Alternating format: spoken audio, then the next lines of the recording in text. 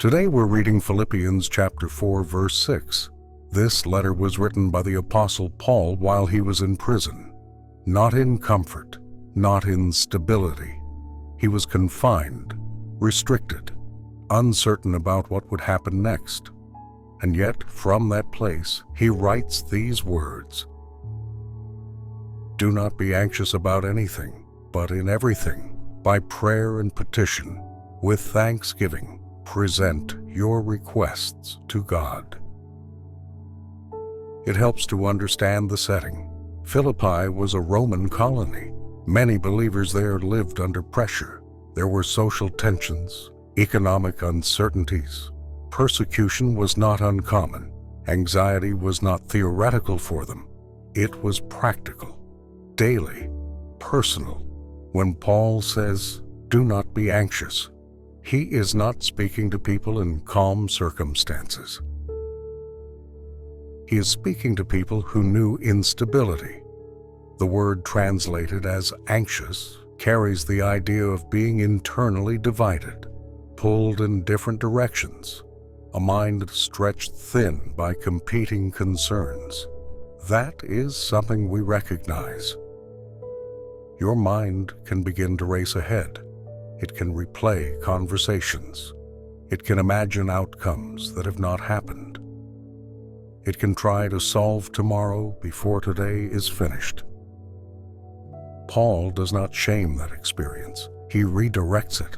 He says, "But in everything, not only spiritual matters, not only large crises, everything, small pressures, lingering concerns, unspoken fears, all of it." Then he gives a structure: prayer, petition, thanksgiving. Prayer is the open conversation with God. Petition is specific. It is naming the actual request, not vague worry, but clear asking. And then thanksgiving. That part is important. An anxious mind narrows focus. It magnifies what feels uncertain. It convinces you that the unresolved issue is the only thing that exists. Thanksgiving widens perspective again. It remembers what has already been provided, what has already been sustained, what has already been carried through. This is not denial of reality. It is reordering the mind. Paul is not saying, ignore your concerns. He is saying, relocate them. Instead of letting them circulate endlessly in your thoughts, present them. That word, present, suggests handing something over deliberately, not pretending it is light, not pretending it does not matter, but choosing not to carry it alone. There is a difference between responsible concern and anxious spiraling. Concern plans wisely. Anxiety tries to control outcomes. Concern acts when action is possible. Anxiety keeps rehearsing what cannot yet be changed. Paul is gently guiding the mind away from that rehearsal. Bring it into conversation with God. Name it clearly. Ask specifically. Remember faithfully. Your mind may feel overwhelmed at times. That does not mean your heart is unstable. It means your thoughts are trying to secure certainty. Paul offers something steadier than self-management. He offers redirection, and then he tells us what follows when that redirection takes place. Now listen to what Paul says next. "And the peace of God, which surpasses all understanding, will guard your hearts and your minds in Christ Jesus." This is not ordinary peace. Paul does not say you will understand everything. He does not say your situation will immediately change. He says something deeper: the peace of God. This is peace that comes from God's character, not from circumstances stabilizing, not from outcomes becoming predictable. It is peace rooted in who He is. That distinction matters. Most of us feel calm when problems are resolved, when questions are answered, when uncertainty disappears. But Paul is describing peace that exists before resolution. Peace that exists while questions remain. Then, he says, which surpasses all understanding. That means it goes beyond what makes logical sense. It is not irrational, but it is not dependent on full explanation. There will be moments when your mind wants complete clarity. It wants to know how things will unfold. It wants guarantees, and when those guarantees are not available, anxiety tries to fill the gap. Paul is saying that God's peace does not wait for perfect understanding. It surpasses it. It goes beyond what your mind can currently map out. This does not mean you stop thinking.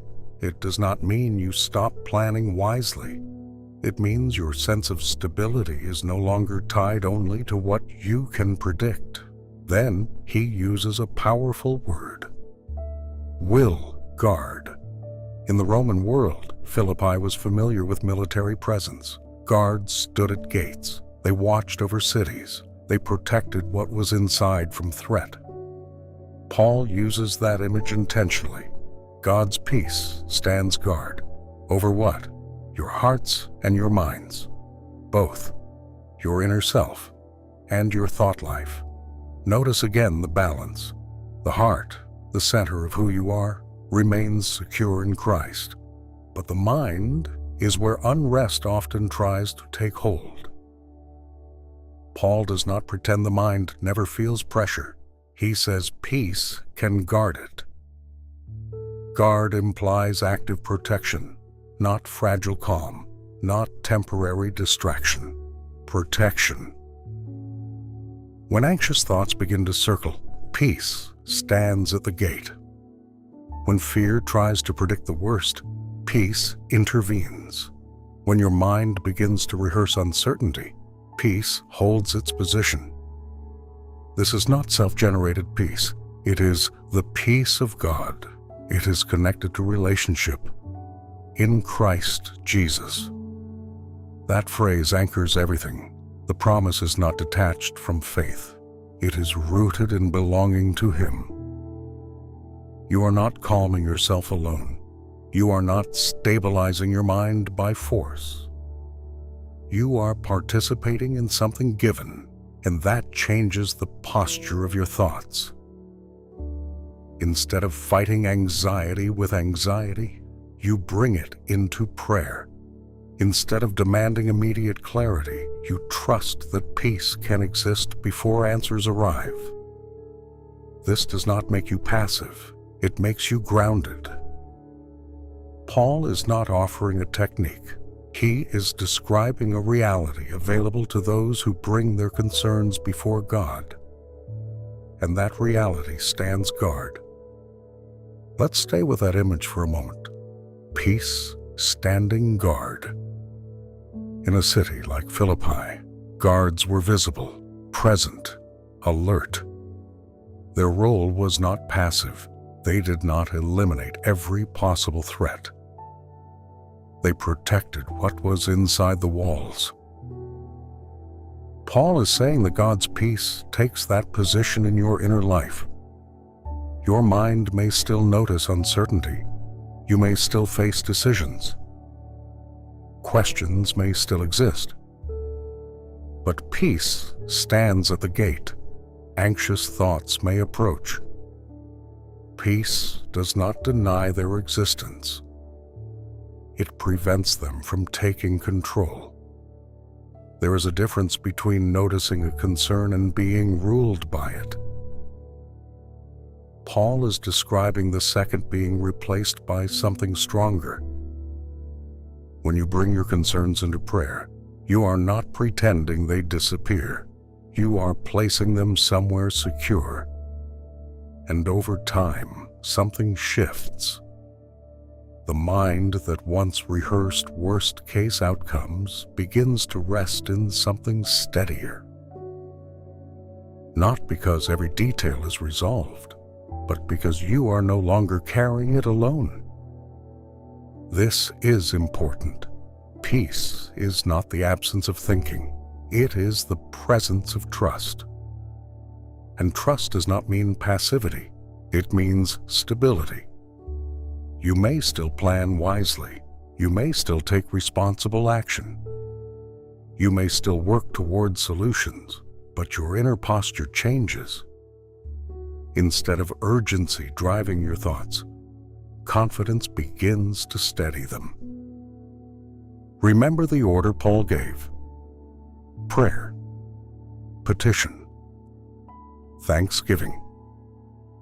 That rhythm retrains the mind. It moves you from internal spiraling to intentional conversation. It reminds you that you are not self-contained. You belong to God. And because you belong to Him, peace is not fragile. It is guarded. Your heart secure in Christ. Your mind watched over by His peace. When anxiety begins to press in again, you do not have to panic about the panic. You return to the pattern. You pray. You ask. You remember. And peace resumes its position. That is not weakness. It is maturity. Philippians 4:6-7 is not commanding emotional perfection.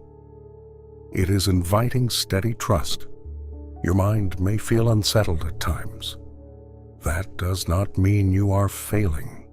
It means you are human, but you are not without help. God's peace is not distant from you.